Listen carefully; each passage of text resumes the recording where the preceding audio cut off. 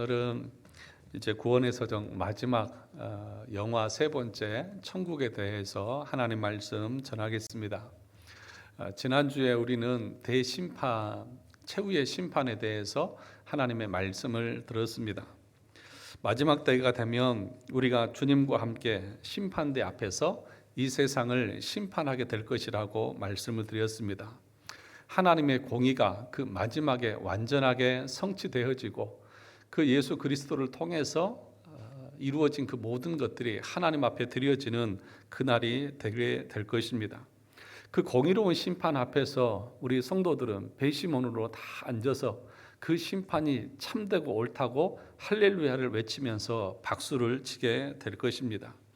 심지어는 가족들이라도 예수를 믿지 않았다고 하면 그 마지막 때에 내 남편이 지옥에 가는 모습을, 내 아내가 지옥에 가는 모습을, 심지어는 내가 사랑하는 자식이 지옥에 가는 그 모습을 바라보면서 박수를 치면서 주님 잘하셨습니다라고 하는 그런 현상들이, 그런 광경들이 여러분의 눈앞에 펼쳐지게 될 것입니다. 그래서 그런 안타까운 상황이 맞닥뜨려지지 않기 위해서 가족들에게 복음을 전해야 되고 또 그 가족의 영혼 구원을 위해서 우리는 기도해야 하는 것이죠. 우리를 하나님께서 우리의 가정에 믿음의 제사장들로 세워주신 이유는 너 혼자 구원받으라고 그런 것이 아니라 나를 통해서 우리의 가정이 구원받기를 원하고 우리의 이웃이 구원받기 원하시는 하나님의 뜻이 있는 것입니다. 그래서 에스겔 3장에 보면 우리가 잘 아는 말씀인데 이런 말씀이 있습니다. 인자야, 내가 너를 이스라엘 족속의 파수꾼으로 세웠으니 너는 내 입의 말을 듣고 나를 대신하여 그들을 깨우치라. 에스겔 3장 17절부터 18절에 보면 하나님께서 이스라엘 백성들의 파수꾼으로 에스겔을 세웠다. 그래서 내 입의 말을 이스라엘 백성들에게 전하라고 그렇게 말합니다. 그러면서 이렇게 덧붙입니다. 가령 내가 악인에게 말하기를 너는 꼭 죽으리라 할 때에 내가 깨우치지 아니하거다. 말로 악인에게 일러서 그의 악한 길을 떠나 생명을 구하게 하지 아니하면 그 악인은 그의 죄악 중에서 죽으려니와 내가 그의 핏값을 내 손에서 찾을 것이고, 그 일을 감당하지 못하면 그 사람은 그 죄악 가운데 죽게 되겠지만 그 죽음에 대한 책임을 누구에게 묻겠다는 것입니까? 에스겔 너에게 묻겠다는 것입니다. 그러면서 이렇게 말합니다. 내가 악인을 깨우치되 그가 그의 악한 마음과 악한 행위에서 돌이키지 아니하면 그는 그의 죄악 중에서 죽으려니와 너는 내 생명을 보존하리라. 그러니까 하나님께서는 우리를 가정의 파수꾼으로 다 세우셨다고 말합니다. 그래서 하나님을 알지 못하는 사람들에게 하나님의 말씀을 알려주어서 그들이 마지막 이 심판을 대비할 수 있도록 하라는 것입니다. 마지막 그 심판을 그들이 그 말을 듣고 잘 대비하면 그의 영혼은 살겠지만, 그러나 내가 그 직무를 감당하지 못해서 그의 영혼이 죽는다고 하면, 멸망을 받는다고 하면 내가 그 책임을 너에게 찾겠다, 너를 심판하겠다, 그렇게 말씀하고 있는 것입니다. 그러니까 여러분, 이 말씀은 참 역설적인 말씀입니다. 파수꾼은 적군이 오는 것을 정탐하는 그런 사람 아닙니까? 그러면 지금 이스라엘을 향해서 돌격해서 공격해 오려고 하시는 분이 누구일까요? 하나님이십니다. 하나님이 이스라엘의 적이 되어서 그들을 심판하기 위해서 진격하십니다. 그런데 역설적으로 하나님께서 내가 지금 심판하러 간다 라고 하는 것을 파수꾼에게 다 알려줘서 야, 너희들 빨리 대비하라고, 대비시켜 라고 그렇게 말하는 거예요. 이게 하나님의 은혜인 것입니다. 그러니까 지금 이렇게 말씀이 선포되어지고 여러분들이 여러분 주변에 있는 사람들에게 복음을 선포할 수 있는 이 시기가 은혜의 시기인 것이죠. 그러므로 사랑하는 성도 여러분, 여러분들의 주변에 있는 많은 이웃들과 가족들에게 복음을 전할 수 있기를 바랍니다. 하나님의 심판이 있습니다. 하나님이 마지막 때에 여러분의 행위를 통해서 심판하실 것입니다. 그 마지막 심판을 준비하고 대비하십시오라고 복음을 전해야 하는 것입니다. 그래서 거듭난 백성의 특징 중에 하나가 무엇이냐 하면은요, 복음을 전하는 것입니다. 복음을 전하는 것이 거듭나고 회심한 사람의 가장 두드러진 특징인 것입니다. 그래서 여러분, 예수님께서 승천하시면서 마지막에 부탁하신 말씀이 무엇입니까? 땅끝까지 이르러서 내 증인이 되라는 것 아닙니까? 수가성 여인, 물을 길러 왔던 그 여인, 예수님 만나고 그 물동이 버려두고 제일 먼저 마을에 들어가서 내가 메시아를 만났다고 선언했습니다. 그러니까 사도들도 성령 받고 곧바로 복음을 전하러 나갔던 것을 보면 회심하고 구원받았다고 하는 사람들의 가장 두드러진 특징은 뭐냐 하면 복음을 전하는 것입니다. 때를 얻든지 못 얻든지 복음을 전하는 것입니다. 그 마지막 심판의 그 처절함과 비참함과 그 두려움을 알기 때문에 그곳에 가지 않게 하기 위해서, 그곳에 서지 말라고 계속해서 우리는 때를 얻든지 못 얻든지 복음을 전해야 하는 것입니다. 사랑하는 성도 여러분, 그래서 베드로전서 2장 9절에 보면 베드로 사도가 이렇게 말했습니다. 그러나 너희는 택하신 족속이요 왕 같은 제사장들이요 거룩한 나라요 그의 소유가 된 백성이니 이는 너희를 어두운 데서 불러내어 그의 기이한 빛에 들어가게 하신 이에 아름다운 덕을 선포하게 하려 하심이라. 뭘 선포해요? 아름다운 덕. 우리를 어둠 가운데서 불러내서 빛으로, 생명으로, 죽음에서 생명으로, 지옥에서 영생으로 이끌어내신 그 예수 그리스도의 아름다운 그 은혜의 덕을 세상 사람들에게 선포하라고 우리를 부르셨다는 거예요. 그것이 우리의 사명인 것입니다. 우리 주님의 삼종직이 있다고 했죠. 왕과 선지자와 제사장. 우리에게도 세 가지 직분들이 있는 것이죠. 그 선지자적인 사명, 그것이 복음을 전하는 것입니다. 그것이 회심하고 거듭난 영혼들 모두에게 주어진 사명인 것입니다. 그것이 우리의 삶의 목표인 것이죠. 아담을 하나님께서 에덴 동산에 지으셔서 세우실 때에 아담에게는 이 세 가지 사명이 있었던 것입니다. 그래서 죄로 말미암아 그것이 상실되고 타락했던 것을 우리 주님께서 오셔서 다 회복시키시고, 그리고 그 주님을 믿는 모든 사람들에게 내가 너희에게 말한 모든 것을 세상 끝날까지 가르쳐 지키게 하라고 그 선지자적인 사명을 우리에게 명령하신 것입니다. 그래서 교회의 사명이 복음을 전하는 것이고, 저와 여러분들의 거듭난 백성이라고 말하는 우리들이 해야 될 사명이 계속해서 그 파수꾼의 역할들을 감당하는 것입니다. 하나님의 심판이 있습니다. 예수 그리스도 안에 거하지 않으면 어느 누구도 그 심판을 피할 수 없습니다. 이 사실을 여러분의 남편과 아내와 자녀들과 손주들에게 계속해서 증거하셔야 합니다. 그것이 우리에게 부여된 우리의 사명인 것입니다. 오늘은 마지막 황금사슬 영화의 마지막 세 번째 천국에 대해서 말씀을 전할 텐데, 우리 이것을 한번 구원의 서정을 다시 한번 암송을 한번 해볼까요? 마지막 시간이니까 이제 눈 감고 다 하실 수 있겠죠. 네, 다 같이 해보겠습니다. 시작. 소명, 중생, 회심, 칭의, 양자, 성화, 견인, 영화. 견인까지는 이 땅에서 이루어지는 일들이고, 영화는 마지막 죽음 이후에 우리에게 일어날 일이라고 말씀을 드렸습니다. 그런데 이것을 여러분 지난번에도 말씀을 드렸지만 시간적인 순서로 이해하시면 안 됩니다. 그러면 지금 나는 소명받은 것인가? 나는 지금 견인에 있나? 이렇게 생각하시면 안 돼요. 이것은 논리적인 순서지 시간적인 순서를 말하는 것이 아닙니다. 이런 것들이 뒤섞여서 나오기도 하는 것입니다. 그러니까 회심한 사람이 회개도 하고 또 견인도 하고 다시 또 회개도 하고 이런 것들이 계속 반복이 되어지는 것이지, 이게 단계적으로 다 이 시간적인 순서로 되어진다고 생각하시면 안 되는 것입니다. 그래서 이걸 가지고 너는 아직 소명받지 못해서 너는 지금 견인 단계야, 이렇게 말하는 것은 어리석은 것이고 이 구원의 서정을 잘못 이해하고 있는 것입니다. 그러면 천국에 관한 내용들을 제가 지난번에 계시록을 설교하면서도 말씀을 드렸지만 다시 한번 보겠습니다. 이 모든 내용들은 어디서 나오는 내용들이냐면 성경에서 다 나온 내용들입니다.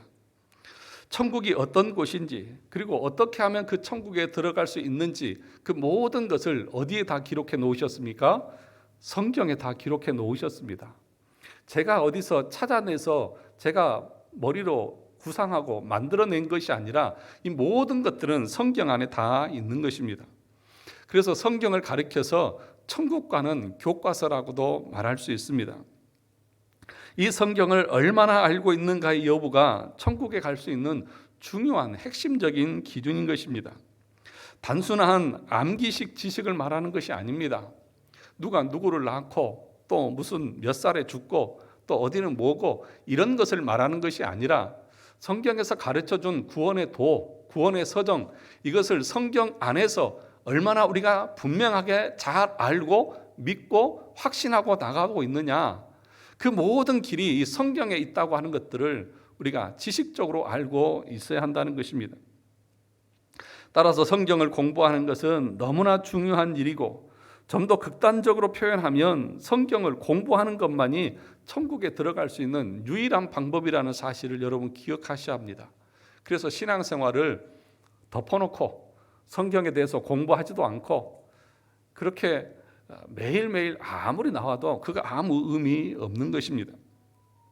그러면 이제 천국의 특징들을 구체적으로 알아보면 그 첫 번째가 뭐냐 하면 천국의 성도들에게는 왕의 권세가 있다고 말합니다.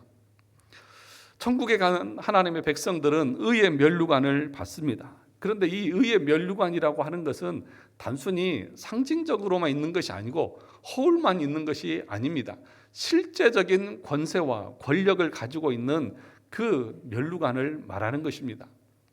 그러니까 이 땅에 살 때는 우리는 늘 어디에 지배를 받고 삽니까? 무엇의 지배를 받고 살죠?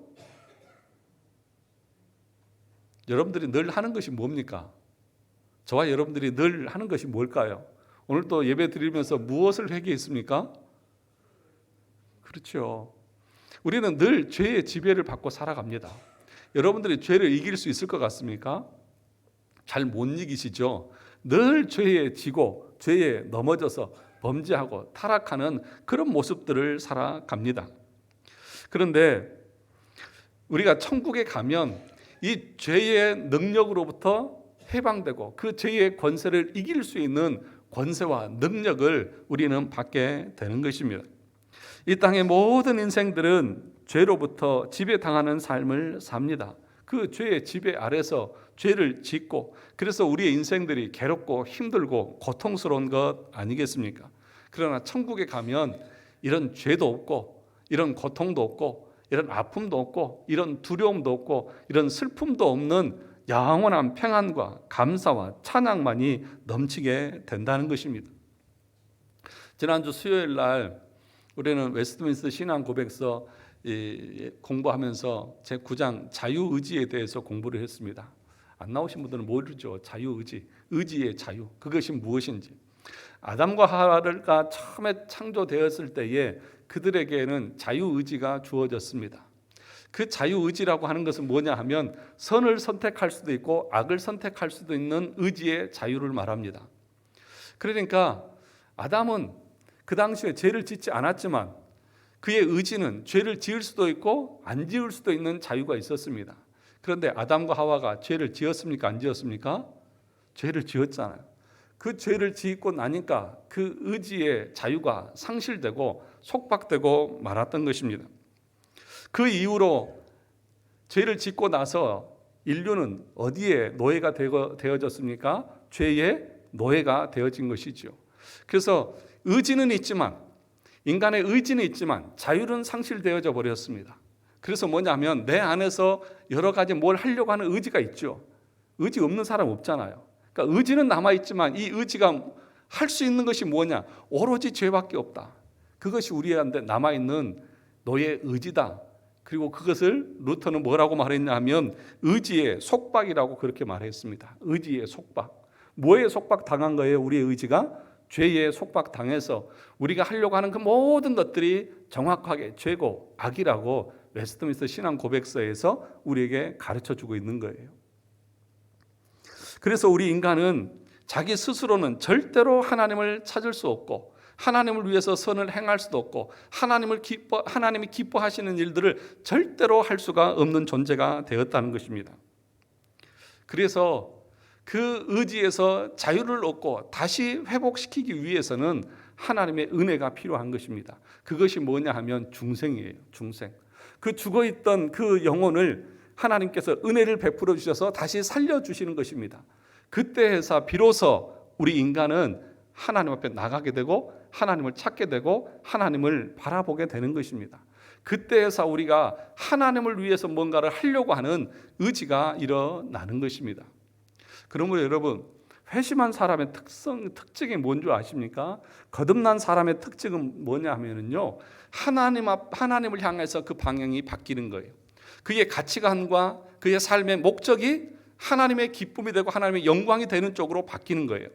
그 전 죄에 속박돼서 죄 아래 거했을 때는 어떻게 했습니까? 자기 육신의 기쁨과 쾌락을 위해서, 이 세상의 자랑을 위해서, 이 세상의 안목의 자랑을 위해서만 살았던 사람이 이제 눈을 뜨고 그리스도를 발견한 뒤에는 그의 영혼이 이제는 주님의 기쁨을 위해서 살려고 나가는 거예요.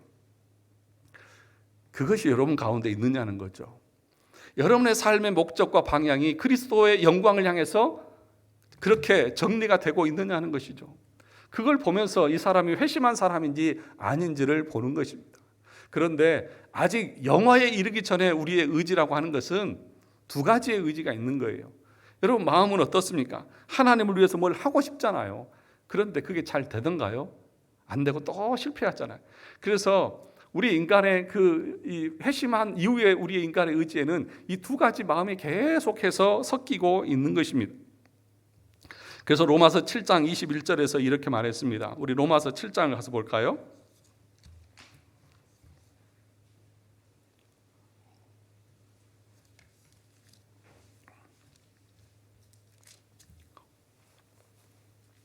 로마서 7장 21절입니다. 로마서 7장 21절부터 24절까지 우리 같이 한번 읽어보도록 하겠습니다. 신약성경 248쪽입니다. 로마서 7장 21절에서부터 24절까지 우리 같이 천천히 한번 읽어보도록 하겠습니다. 7장 21절입니다. 시작. 그러므로 내가 한 법을 깨달았노니 곧 선을 행하기 원하는 나에게 악이 함께 있는 것이로다. 내 속사람으로는 하나님의 법을 즐거워하되 내 지체 속에서 한 다른 법이 내 마음의 법과 싸워 내 지체 속에 있는 죄의 법으로 나를 사로잡는 것을 보는도다. 오호라, 나는 공고한 사람이로다. 이 사망의 몸에서 누가 나를 건져내랴. 25절. 우리 주 예수 그리스도로 말미암아 하나님께 감사하리로다. 그런즉 내 자신이 마음으로는 하나님의 법을, 육신으로는 죄의 법을 섬기노라.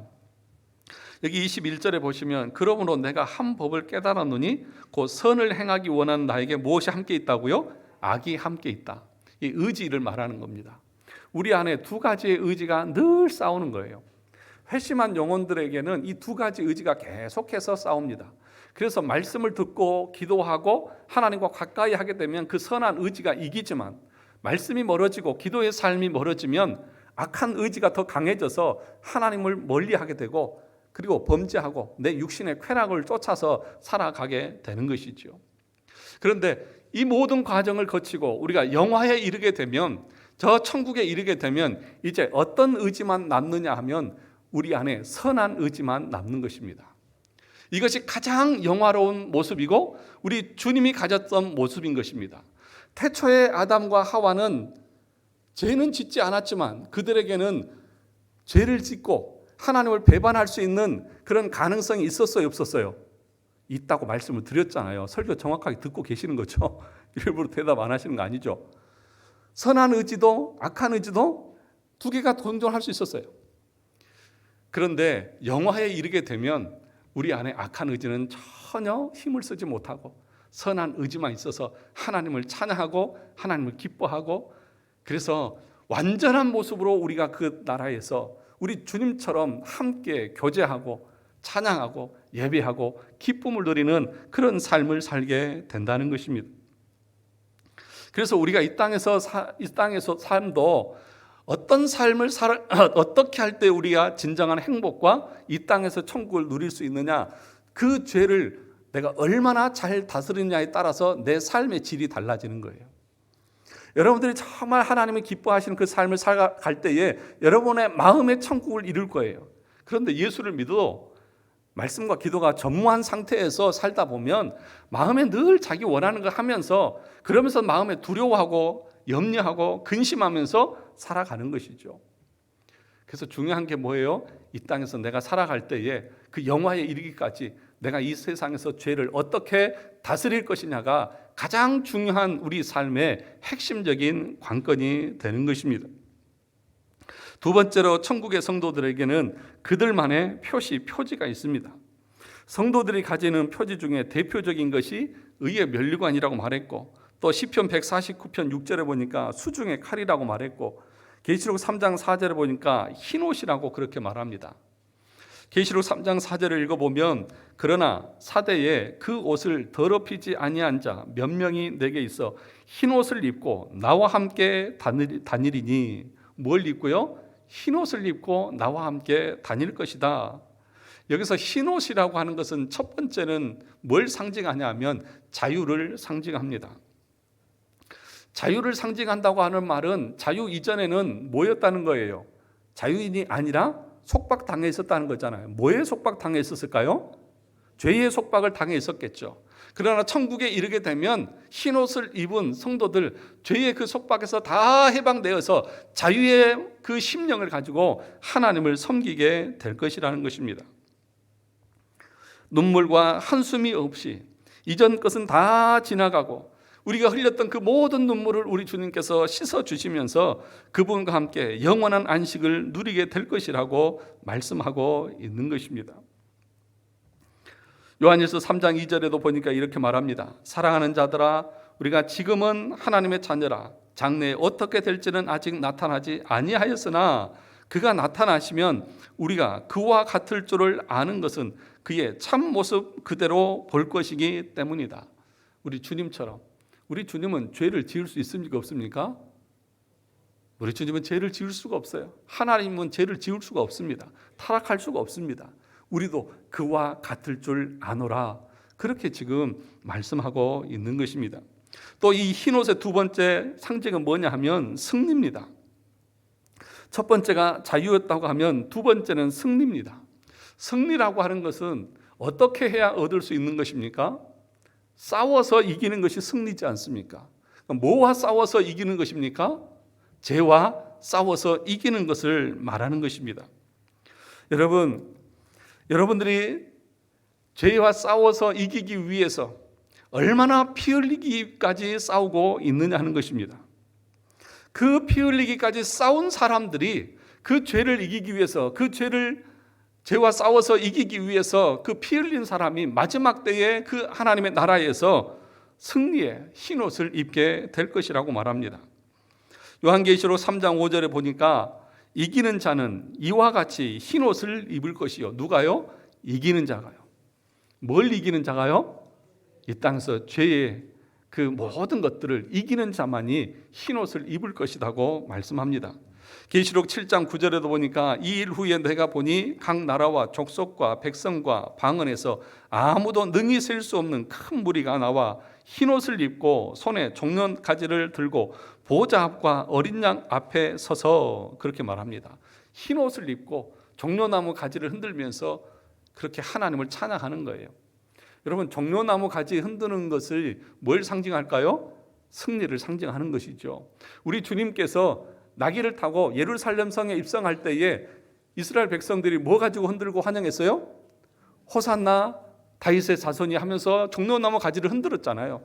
그것은 그 당시 전쟁에서 이기고 돌아오는 개선 장군을 환영할 때 했던 거거든요.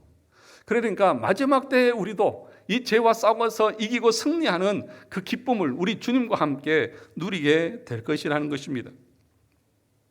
천국의 표지인 흰옷을 입기 위해서 죄와 피 흘리기까지 싸우는 싸움이 있어야 하는 것입니다. 하늘에 그것을 지키기 위해서 고군분투하는 삶이 우리 가운데 있어야 하는 거죠. 여러분의 삶 가운데에 이런 피 흘리는 싸움이 있기를 주의 이름으로 축원합니다. 싸우려고 하는 의지가 전혀 안 느껴져요.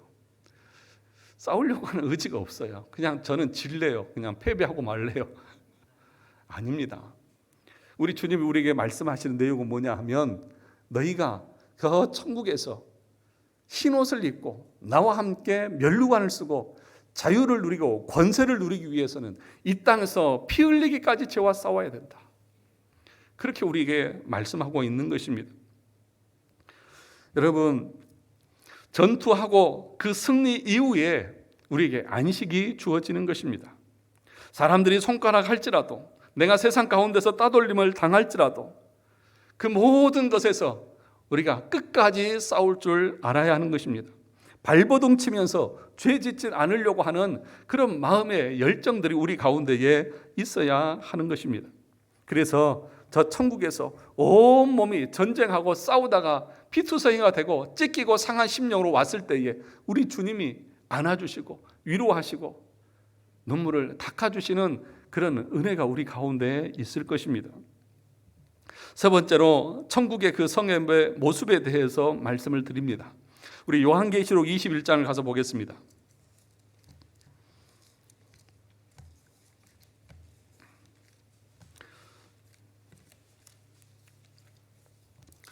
요한계시록 21장 18절에서부터 21절입니다.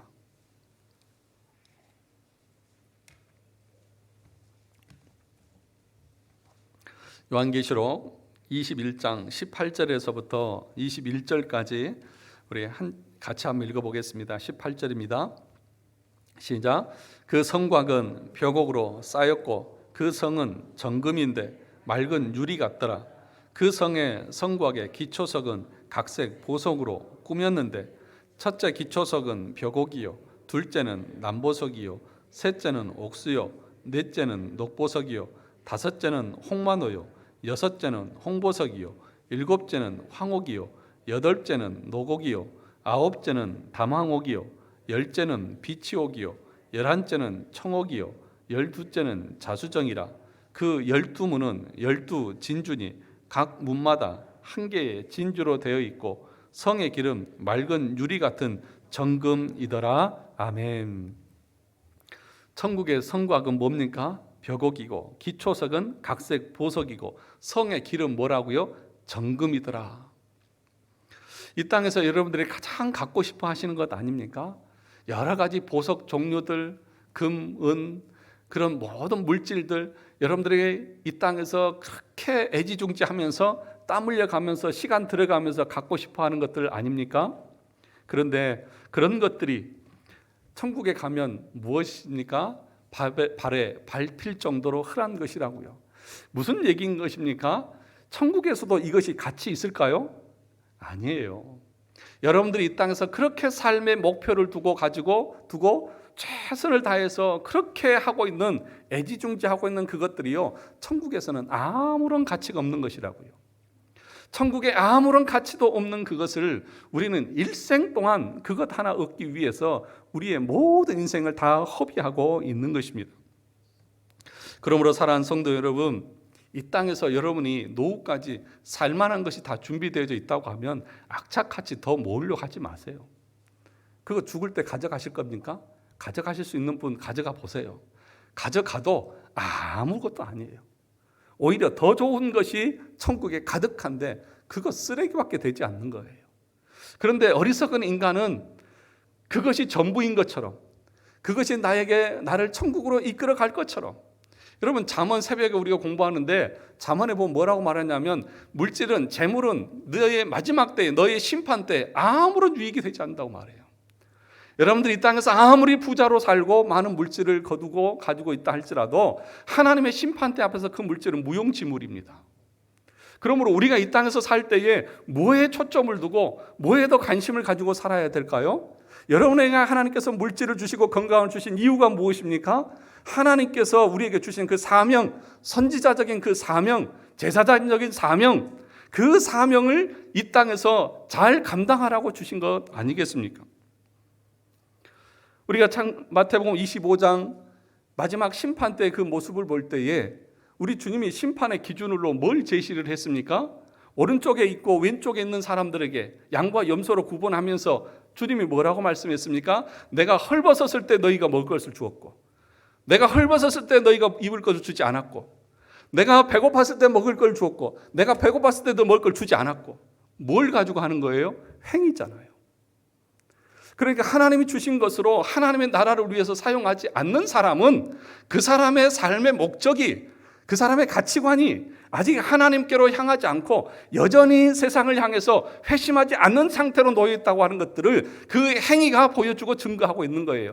내 입이 아무리 나는 하나님 사랑합니다라고 말해도 그 행위가 여전히 죄악 가운데 세상을 향하고 있다면 그 말로 하나님은 업신여김을 당하지 않습니다. 그 말로 하나님 속지 않습니다. 그게 무서운 거예요. 여러분, 하나님 속일 것 같을 것 같죠? 하나님 모를 것 같죠? 우리의 생각도 아시고 우리의 마음도 아시고 심장과 폐부를 살피시고 머리털까지 다 세시는 그 하나님께서 우리의 모든 것 다 아십니다. 그러므로 포기하세요. 하나님을 속일 수 있을 것이라고요? 저는 속일 수 있고 옆에 사는 남편과 아내는 속일 수 있을지 몰라도 하나님은 잠언에 보니까 뭐라고 말씀하냐면 왕은 보좌에 앉아서 한번 쳐다보는 것만으로 모든 것을 분간한다고 말해요. 한번 딱 바라보는 것으로 그분은 모든 것을 처음부터 끝까지 정확하게 악과 선을 구별해내십니다. 그분이 우리 하나님이세요. 그러니까 오늘 천국은 어떤 곳입니까? 천국의 외형적인 모습을 보니까 우리가 지금 그렇게 애지중지하는 것들이 아무것도 아니에요. 이 땅에 돈이, 물질이 필요 없다고 하는 말이 아닙니다. 열심히 살고 열심히 모아야죠. 제가 드리고 싶은 말씀은 뭐냐 하면 여러분들이 이 땅에서 먹고 사는데 부족한 것이 없다고 하면, 그렇다고 하면 더 악착같이 그걸 모으기 위해서 여러분에게 남아있는 인생을 허비하지 말라는 것입니다. 오히려 그 시간에 하나님의 나라를 위해서 헌신하시고 충성하시고, 또 물질이 내가 먹고 사는 데까지 남는다고 하면 그걸 가지고 하나님의 나라를 위해서 드리라는 얘기예요. 그것이 하나님의 심판 앞에 서는 길이고, 그것이 천국에서 우리가 누리는 그 영광을 바라보는 삶의 모습이 아니겠다는 것입니다. 네 번째로는 천국에는 성전도 없고 규례도 예배도 없다고 그렇게 말합니다. 요한계시록 21장 22절을 보겠습니다. 22절입니다. 그 다음 절에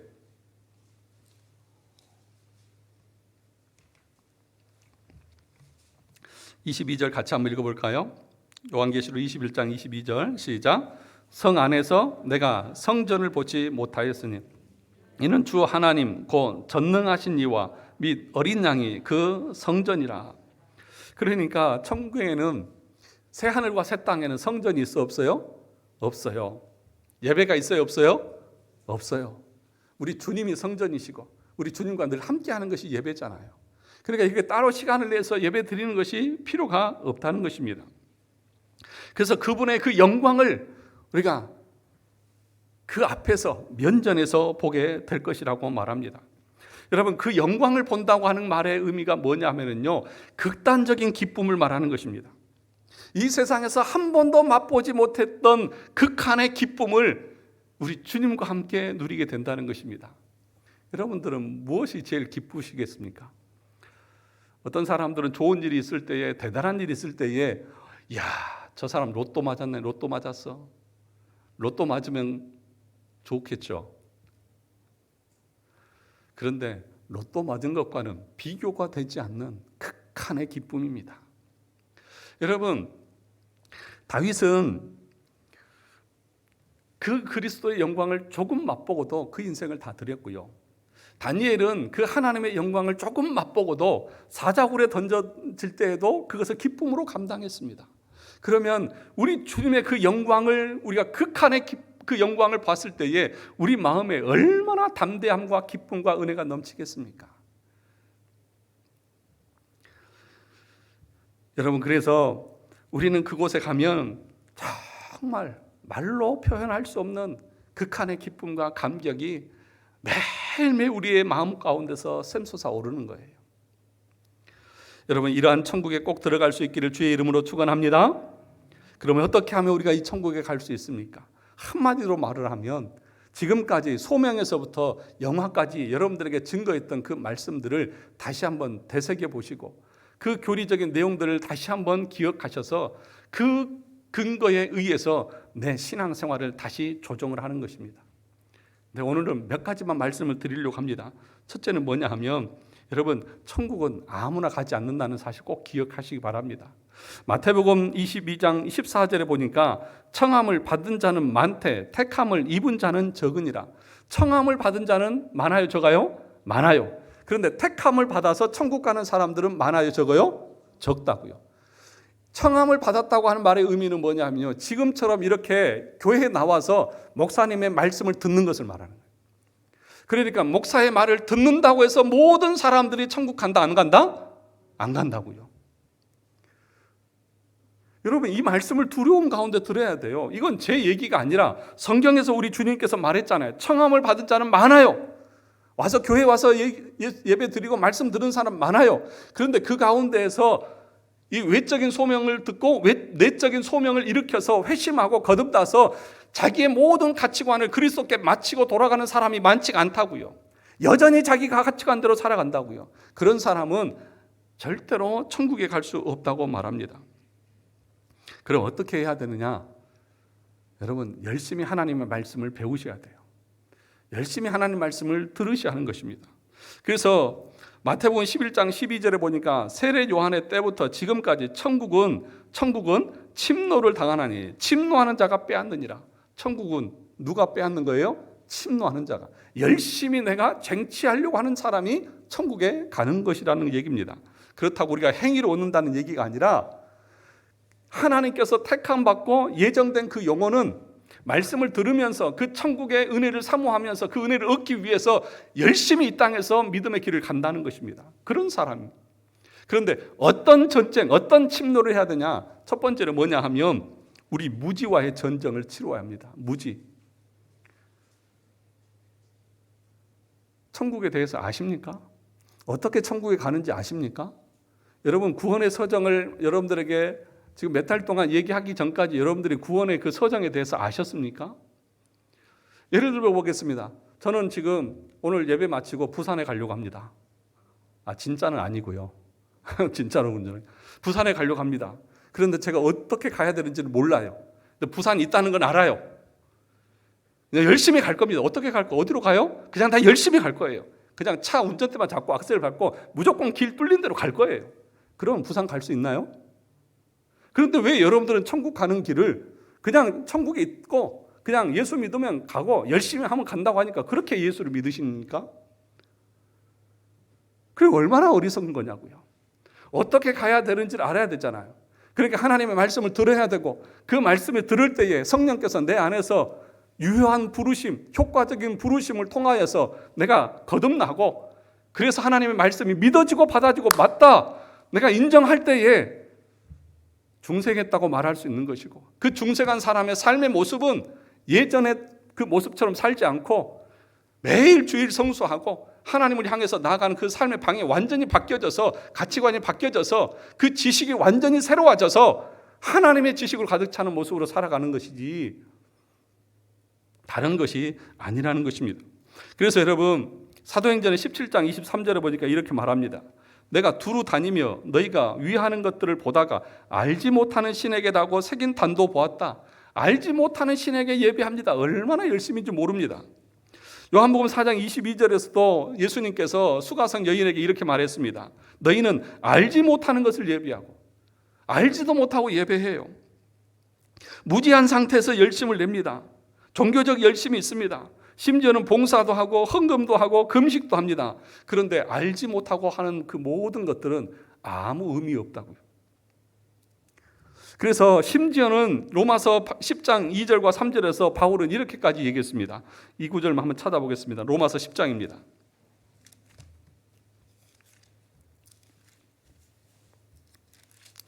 10장 2절 3절입니다. 제가 항상 설교를 하다 보면 시간이 항상 쪽박해가지고 마지막에 가서는 급해져요. 제 마음이. 10장 2절 3절입니다. 로마서 10장 2절 3절 시작. 내가 증언하노니 그들이 하나님께 열심히 있으나 올바른 지식을 따른 것이 아니니라. 하나님의 의를 모르고 자기 의를 세우려고 힘써 하나님의 의에 복종하지 아니하였느니라. 여러분, 뭐라고 말합니까? 하나님께 열심히 있다고요.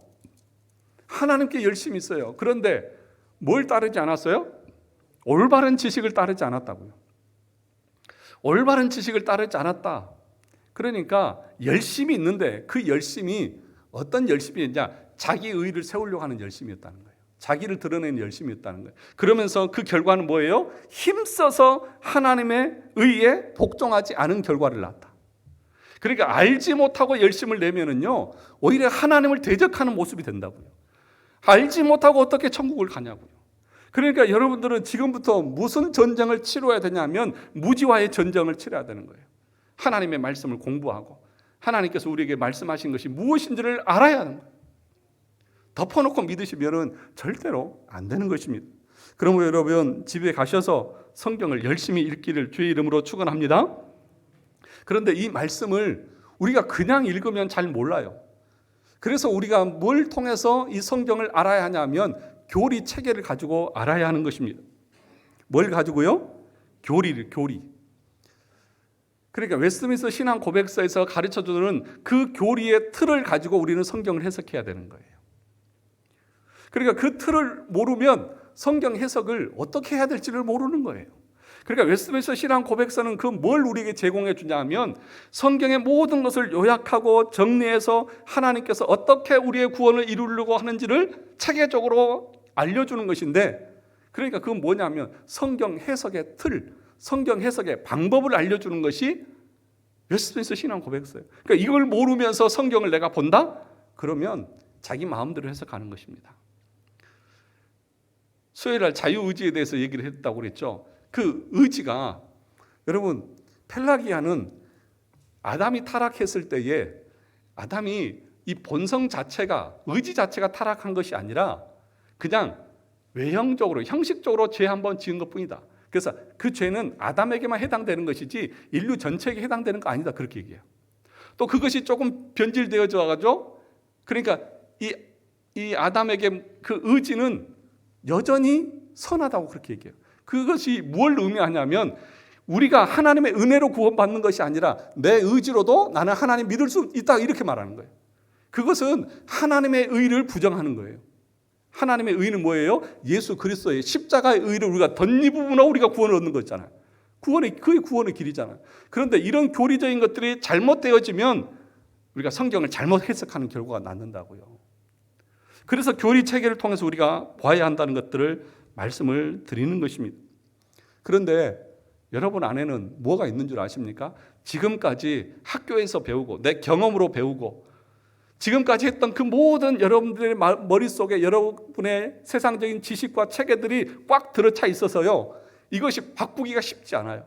뭘로 바꿔야 되는데? 성경의 가르침과 성경의 체계로 바꿔야 되는데 안 바꿔요. 그래서 제가 이렇게 설교를 하고 대화를 나누다 보면 그렇게 설교를 이렇게 했는데도 대화할 때 보면 여전히 자기 생각대로 얘기하시는 분들이 얼마나 많은지 몰라요. 안 바뀌어요. 그래서는 안 돼요. 그것과 전쟁을 치르셔야 돼요.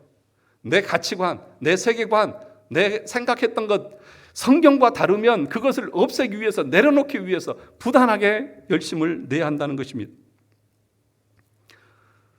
두 번째로는요, 천국에 들어가기 위해서는 이 땅에서 설교를 열심히 잘 들으셔야 돼요. 뭘 잘 들어야 한다고요? 설교를 잘 들으시라고요. 사도행전 2장 37절에서 사도의 말을 들었던 이들이 뭐라고 말했습니까? 이르되 형제들아 우리가 어찌할꼬 하거늘. 이런 사람들이 그리스도 앞에 나가는 거예요. 그래서 뭘 통해서 이렇게 우리의 마음이 달라지는 것입니까? 말씀을 들을 때예요.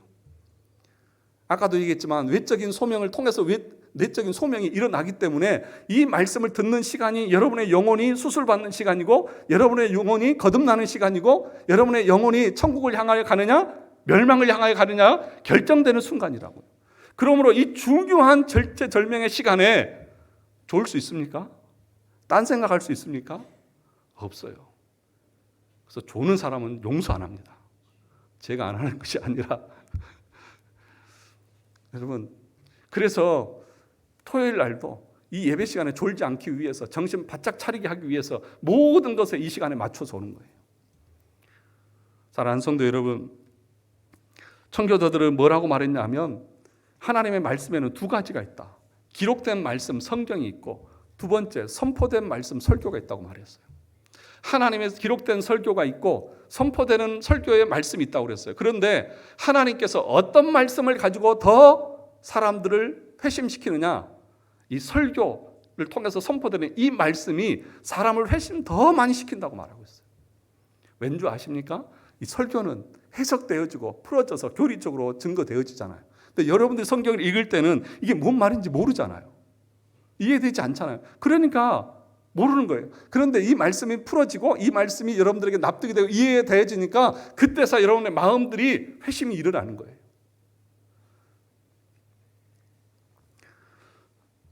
마지막 세 번째, 천국에 들어가기 위해서는 기도에 힘쓰셔야 합니다. 성경에서는 기도를 씨름이라고 말합니다. 야곱이 에서를 만나기 위해서 야복강 나루터에서 뭐 했어요? 씨름했잖아요. 기도는 그냥 눈 감고 명상하는 시간이 아니라 나의 전심을 다해서 전쟁하듯이 씨름을 치르는 시간이 기도의 시간입니다. 왜 기도를 해야 한다고 말하냐면 기도하지 않는 사람은 자신을 돌아보지 않기 때문에 그렇습니다. 기도하지 않는 사람은 자신의 심령의 상태를 돌아보지 않습니다. 돌아볼 시간이 없습니다. 그런데 자기의 마음의 상태를 돌아보지 않는 사람은 교만할 수밖에 없는 거예요. 여러분, 기도를 제대로 하는 사람은 겸손해질 수밖에 없습니다. 기도하는 사람은 자신의 무능을 아는 사람이고 겸손히 하나님의 은혜를 구하는 사람입니다. 기도하지 않는 것은 단순히 내가 무엇을 구할 필요가 없는 것이 아니라 자신의 무능과 비천함에 대해서 인정하지 않는 사람이에요. 그러니 자기의 비천함을 인정하지 않는데 어떻게 하나님의 은혜를 구하고 그리스도께서 그의 영혼을 건지시겠느냐는 것이죠. 그래서 기도를 올바르게 하는 사람은 절대로 교만하지 않습니다. 교만한 자를 하나님 어떻게 하신다고요? 물리치신다고요. 교만한 자를 하나님 어떻게 하신다고요? 대적하신다고요. 그런데 그 사람이 어떻게 구원을 이룰 수 있겠느냐는 것입니까? 바리새인이 기도할 때 어떻게 기도했습니까? 크게 서서 손을 들고 우러러 기도하면서 하나님, 나는 이것도 안 하고 저것도 안 하고 나는 이렇게도 하고 저렇게도 하고 하나님께서 이렇게 했습니다 하면서 자기의 의를 드러내잖아요. 그러니까 열심히 있지만 자기의 의를 세우고 하나님의 의를 따르지 않고 하나님 앞에 거역하는, 반역하는 모습으로 나타나죠. 그런데 세리는 한쪽 구석에서 뭐라고 기도합니까? 가슴을 치면서 주여 나는 죄인으로소이다. 이게 참된 기도의 모습이라는 거예요. 이런 기도하는 사람만이 하나님의 은혜를 알고 그런 사람만이 천국에 갈 수 있을 것이라고 말하는 거예요. 그러니까 여러분, 새벽 기도도 안 나오고 수요 기도에도 안 나오고 일주일 내내 기도 한 번도 안 하는 사람이 어떻게 하나님의 은혜에 대한 갈급함이 있고 자기 자신의 비천함에 대해서 알고 하나님 앞에 엎드리고 은혜를 구하겠냐고요. 기도할 시간이 없다고요? 이 말은 저는 바빠서 천국 갈 시간이 없습니다 라고 하는 말과 다르지 않은 말입니다. 천국은 침노해야 갈 수 있고 지옥은 가만히 있으면 가는 곳입니다. 그러면 여러분, 열심 내지 않고 기도하는데 열심 내지 않고 말씀 보는데 열심 내지 않고 그렇게 우리가 가만히 있다가 천국 갈 것이라고 누구도 장담하지 못합니다. 사랑하는 성도 여러분, 저는 분명하게 여러분들에게 구원의 길에 대해서 오늘까지 다 말씀드렸습니다. 앞으로도 계속해서 말씀을 드릴 것입니다. 그러나 그 말씀을 듣고 그 말씀대로 여러분들이 따르고 안 따르고는 그 책임은 누구에게 있다고요? 여러분 자신에게 있습니다. 우리 모든 성도들이 참된 구원의 길을 가서 마지막에 우리 주님과 함께 얼굴과 얼굴을 맞대며 극한의 영광과 기쁨을 함께 누릴 수 있기를 주님의 이름으로 축원합니다. 우리 같이 한번 기도하겠습니다.